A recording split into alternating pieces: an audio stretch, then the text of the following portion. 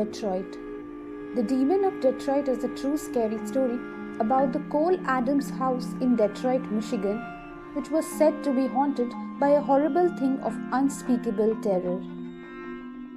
It all started in the early 1960s when Mrs. and Mr. Adams moved into the house in Detroit, Michigan. They had 5 small children and a pet dog.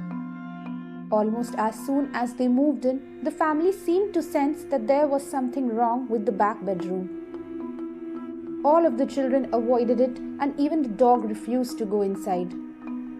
It was a tiny room with just enough space for a bed and a built-in closet in the corner. Mr. Adams worked the night shift at the Cadillac assembly plant, so when he came home in the morning, he would sleep in the back bedroom. It was far enough away from the rest of the house that he thought no one would disturb him. However, sleeping in bedroom always gave him a strange, uneasy feeling. Almost immediately, he began to experience horrible nightmares. They were so vivid and real that he would wake up screaming and shaking with fear. In one of the ghastly nightmares, he dreamed that he opened the closet door and the blood-soaked and mutilated body of a woman fell out. As the days went by, the dreams became worse and worse. He lost so much sleep that he was so exhausted that he ended up moving back to the master bedroom with his wife. The nightmares suddenly stopped. When his mother came to visit his family, they let her sleep in the back bedroom. The next morning, she said she didn't give a wink of sleep. Her face was pale and her whole body was shaking. She claimed that she had heard terrible sounds in the room that went on all night long, as if someone was trying to break in. She refused to sleep in the bedroom again and decided to cut her stay short and go home. After that, Mr. and Mrs. Adams began to realize that something dark and loathsome was lurking in the back bedroom. Then, an old friend of the family came to town and they gave him the room for the night. They didn't mention a thing to him about their own unpleasant experiences in the room. Shortly after midnight, the man was lying in bed when he was awakened by the feeling of someone turning him over. He opened his eyes and saw someone standing outside the bedroom door. It was a woman with long hair, but she had her back to him. She was wearing a short fur coat and a blue dress.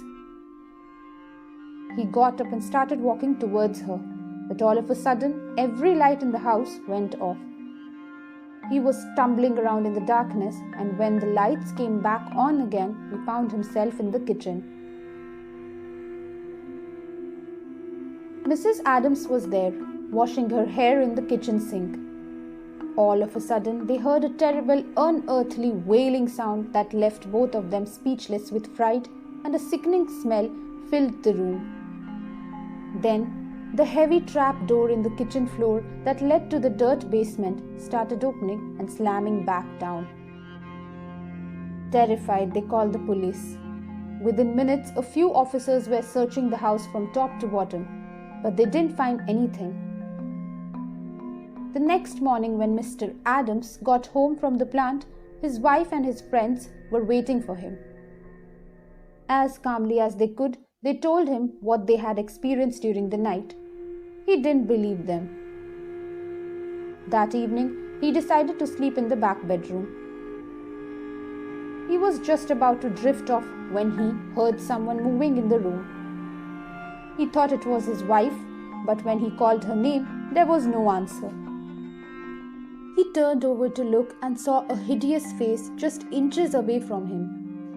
It was the most horrible thing he had ever seen. The eyes stared past him and the mouth moved to talk, but all that came out was a hissing sound and a terrible stench.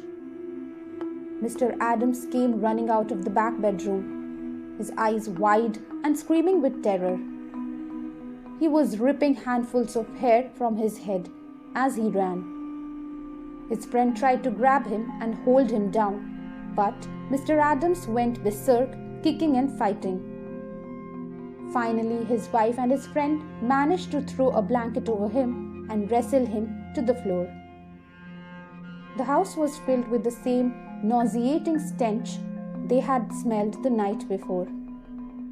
An hour later, he had calmed down enough to tell his family about the ghastly and indescribable face he had seen. The husband and wife grabbed their sleeping children from their beds and fled into the night. The next morning, they all moved in with Mrs. Adams' parents in a different part of Detroit. The Adams family had to admit defeat, and they left the house and the back bedroom to the horrific entity that was lurking in. Demon of Detroit, as they say.